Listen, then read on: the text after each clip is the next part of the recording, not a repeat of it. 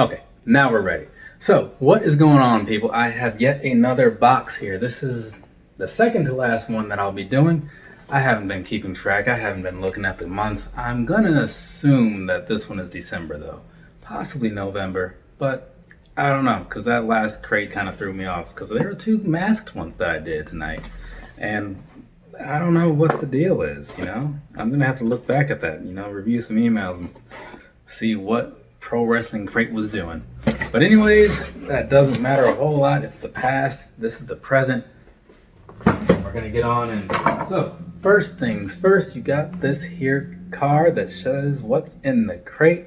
So go ahead and take a look at that real quick if you would like to. If you don't want to, that's fine because it's gone now anyway. All right, now coming up first, we have the shirt because it's almost always the shirts first. So that I can't quite see what that says. It looks like Space Mountain. It does say Space Mountain. So it's a Ric Flair shirt. It's a very galactic Ric Flair shirt. Oldest rider with the longest line. Yeah, that's Ric Flair, all right. So there's that. It could bring you in this pretty close because it's a kind of a cool looking shirt. So just bring that up here real quick so you can see what's going on there. Yeah, I like this shirt. Never was a huge Ric Flair fan. I don't really have anything against him, but I just never really got into that whole thing. But again, I was a little late to the party, so I missed all his heyday, if you will. When I got into it, he was feuding with Eric Bischoff, and I was like, there are people are, oh man, Ric Flair's back. I'm like, okay. And then he's like, yeah, I'm mad. I'm like, whatever, dude. So what is this? This is talking about the Black Friday sale coming up. So this is probably not a December crate, right? So unless they were very late to put that in there. So moving on though. We got this here. This is a Jurassic Express shirt. So that's cool. Let's bring that guy in so you can see real slowly what's going on in there. And then we will bring it back just over here so I can look at it myself. See, that was nice. And I'll let you guys get the first look, the first gander, the first peek. Anyway, so we got Luchasaurus over there. Jungle Boy looking a lot bigger than he needs to. And then you've got Marco Stunt over there looking smaller than everybody else, which makes sense. Interesting little shirt there, So nothing amazing, but the reason I'm doing these is like I need to get a bunch of shirts and stuff put away, and I knew that these crates were going to amount to a lot of them. There's like 2 per crate, and I'm doing 6, so that's like 12, and I'm like, I'm going to have to deal with that. All right, so next up, we got this guy right here, Brutus The Barber Beefcake. He was also known as the Disciple in WCW when he came back to be Hogan's silent henchman, kind of like how Jake Hager was for a while, So yeah, we got this thing going on. I believe he was in line to have like a huge like main event level push back in the WWF days, but then he got injured in like a hang gliding or parasailing accident, and it was apparently really bad. And so they kind of had to take him out of the picture because, he was very much injured. And then his career just never really got back on track after that. I don't think it was a fault of his, but it just didn't, right? Sometimes the stars just line up and everything works out for people, and sometimes it just doesn't, right? All right. This is pretty cool. No, okay, maybe not as cool as I was about to say.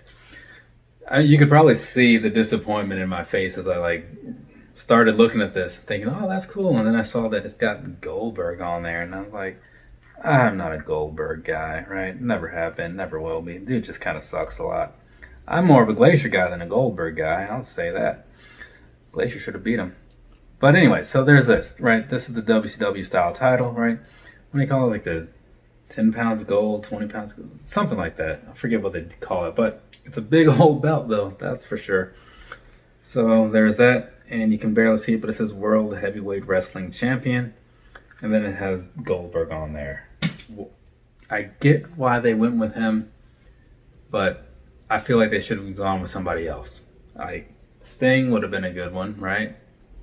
Ric Flair even, or whoever happened to be the last person to hold the title, which I guess would have been Chris Jericho, right? Because he's the one who beat The Rock and Stone Cold on the same night to get both titles and then unified them. So maybe they should put Jericho on there, right? It's crazy. Like Jericho's been like a champ in like every decade since like forever, something like that. Some weird statistic that I heard the other day. Anyway, so and then almost closing things out, we got the Young Bucks Stand Tall, right? This is the little children's book they wrote some time ago. Tassels on, stand tall. Okay, well, yeah, so that's that. Yeah, I've heard a lot of stuff about this, right? Because they were often talking about it on the whole being the elite thing. So, I mean, I'll probably never read it, but now I have it, so that's cool. And then, okay, this is appropriate, I suppose. Joey Ryan's penis party, right? This is actually coming up this year because this is a WrestleMania weekend sort of thing. I won't be going to this. I am probably going to go to Joey Janela's Spring Break, though, number 4, because that's looking pretty good. Orange Cassidy versus Minoru Suzuki. I'm curious how that's going to play out. But you look on here, it's got a pretty decent lineup of people in there. Let's see who all... Is that? No, I was about to say, it looks like Road Dogg for a second there. But you got the Lucha Brothers in there. You got Shark Boy, looks like John Morrison or Boone the Bounty Hunter, Colt Cabana, and Tommy Dreamer. So that's and some girl that looks like she might be of Juggalo descent back here in the corner. See that? See that girl? Right there? Yeah.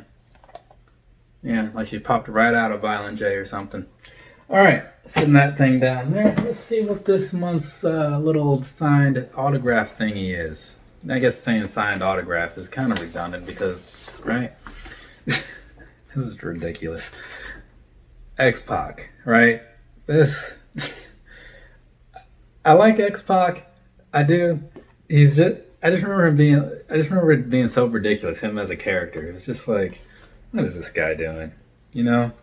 He's like this over energetic little brother that people have, just kind of like, dude, calm down. Just it's gonna be okay. You know, just use a little less energy. But no, I mean, I liked him. He was the European champ, tag champ, probably cruiserweight champ. You know, had a pretty good run. Did the whole 1, 2, 3 kid thing. Beat Scott Hall. Moved on to be 6 for a while. And now he does a podcast, I want to say. All right, so have a nice rest of your day or rest of your night, whatever it is, wherever you are. I just realized the box is empty, so we're going to wrap this up.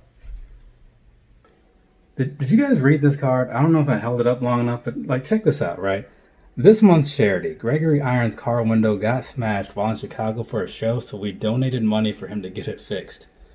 Yeah, can't make that up. Like, I don't know, that's just kind of funny to me. Not that the car got smashed, but, you know, the reasoning, the little charity of this month. Sometimes they're real charity, sometimes they're just charitable causes.